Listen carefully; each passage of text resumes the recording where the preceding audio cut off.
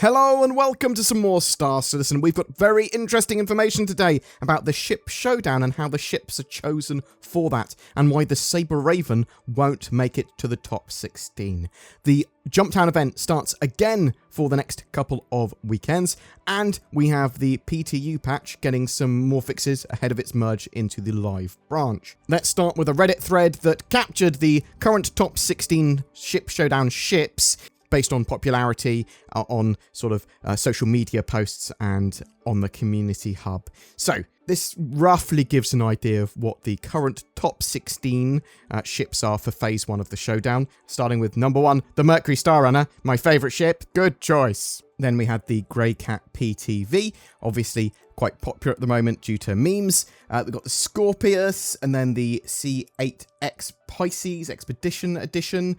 We've got the Cutlass Black, the 600i Exploration, the Sabre Raven, the Terrapin, the Carrack, the 400i, the Vanguard Warden, the Mule, the Redeemer, the Freelancer, the Raft, and the Eclipse. Now, I would have expected the Hercules and Reclaimer and probably the Cargo Argo to all be up on that list, but they're not at the moment. And I can also understand why the Ares, Ion, and Inferno aren't on that list currently, even though they're super cool ships, but not balanced great in the verse at the moment. They're sort of like a little bit lacking. So this is certainly not a confirmation that this will be the top 16. There's still a way to go. And Cloud Imperium Games' Xylo responded to this post saying, keep in mind that the top 16 are not chosen solely off of upvotes on the community hub and social media, although it is certainly a major factor. We also consider the quality and creativity of the submissions coming through, alongside the general traction they gain within the community. We've got a panel of excellent judges sifting through content daily throughout the event.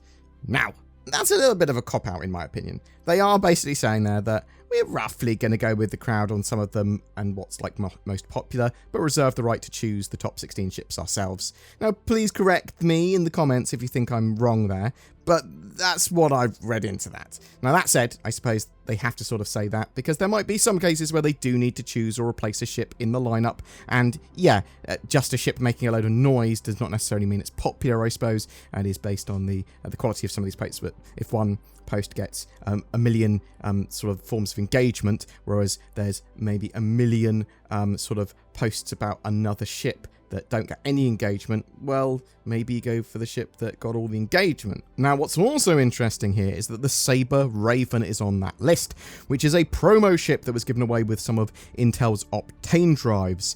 And we've had Cloud Imperium Games' Xylo responding to that as well. The Sabre Raven ship was indeed an exclusive with Intel, so it is not eligible for the ship Showdown. However, it has been useful to see the growing interest in the Raven for reasons. Xylo went on to say, the Raven will remain exclusive to the Intel promotion.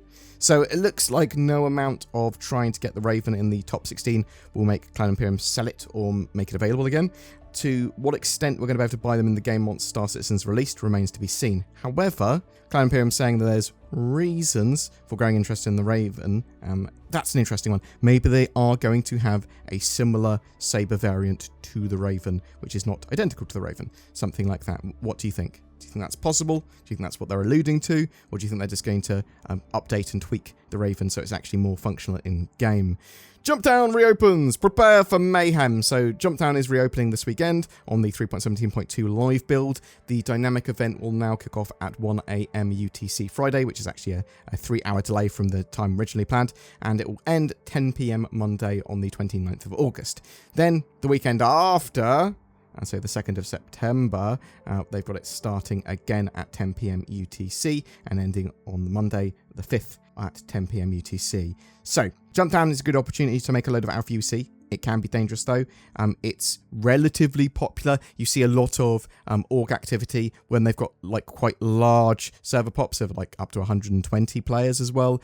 Jumptown can be pretty fun and pretty hectic. It'll be interesting to see how many players are going to get involved with that, knowing that Alpha 3.18 is going to wipe everything again. I suppose we will have to wait and see. There's also a Star Citizen 3.17.2 ZPTU patch that improves the test branch further, and we are expecting the fixes that they've been putting into the PTU and all those sort of updates to be merged into the live build real soon, hopefully also addressing elevator issues. But so the test branch, the latest PTU patch, has fixed an issue causing hostile Ninetale ships to never spawn when completing the scanning objective. The Aegis Gladius Foundation skin should no longer obscure the cockpit's view, nor should it cause the ship to become unflyable and landing gear to be missing. They also fixed a server crash and a server deadlock. On that PTU branch, there are some known issues left that Cloud Imperium are going to want to fix if possible. Some of them are pretty minor, some of them are egregious.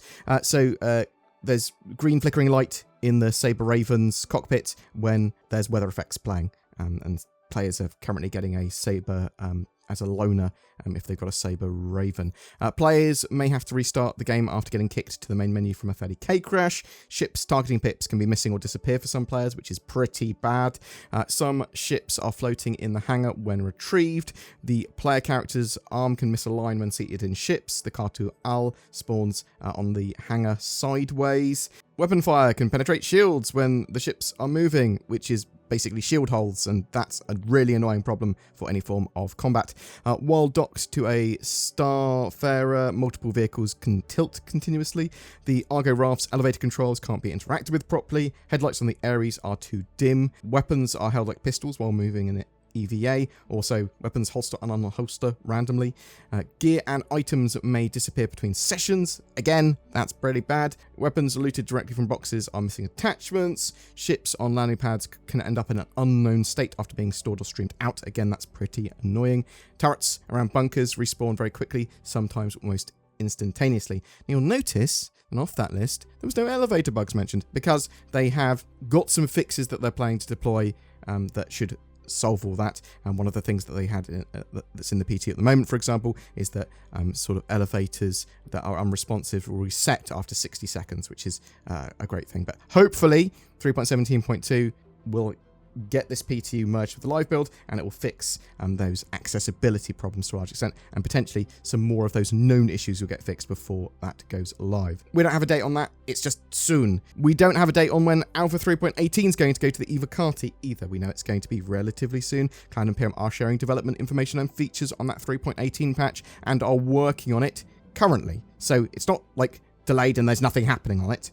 Cloud Imperium are refining, working on parts of it, working on features, and the problem here is that they just don't benefit from Eva Carti support and stress testing and getting some of that stuff that the Eva Carti could help with done. Now, it could be because the patch isn't ready. It could be because they're trying to get 3.17.2 out the door. It could be for a lot of reasons.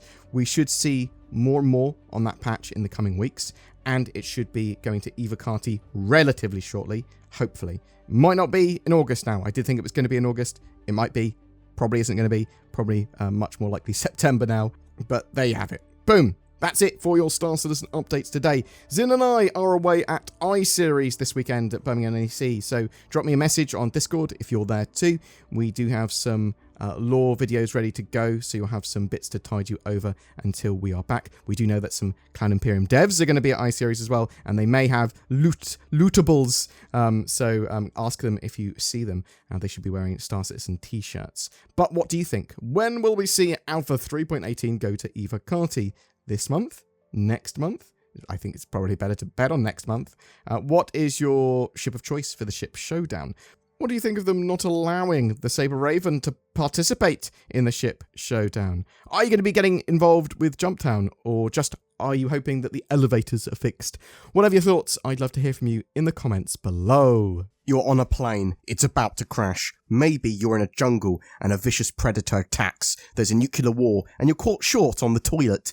You're drowning in shark-infested waters. How did you get here? What do all these scenarios have in common?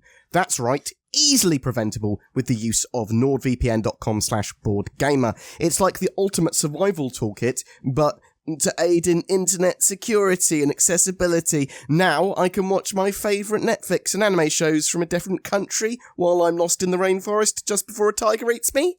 Thanks nordvpn.com/BoredGamer. You can get discounts by using the links below. But please note that probably in the case of a plane crash or, you're drowning, NordVPN might not be the most effective solution. Every month we have a Star Citizen ship giveaway. This month we're giving away an RSI Scorpius heavy fighter. This 2-seater powerful heavy fighter allows you to pretend you're in Star Wars with your X-Wing. It comes with a lifetime insurance and access to Star Citizen, so even if you haven't got a Star Citizen account already, you can play the game. To be in for a chance of winning that, just comment on any of my videos made during August. A massive thank you to everyone that subscribed to the channel or just watches my content or comments and likes and shares those videos. It really genuinely does help. And if you want to go the extra mile to help support the channel, you can click on the join button under any of my videos or click on the links to Patreon. It all goes a huge way to help the channel grow and expand. Thank you so much for watching. I hope you have a great time in Alpha 3.17.2 and I hope to see you in the verse.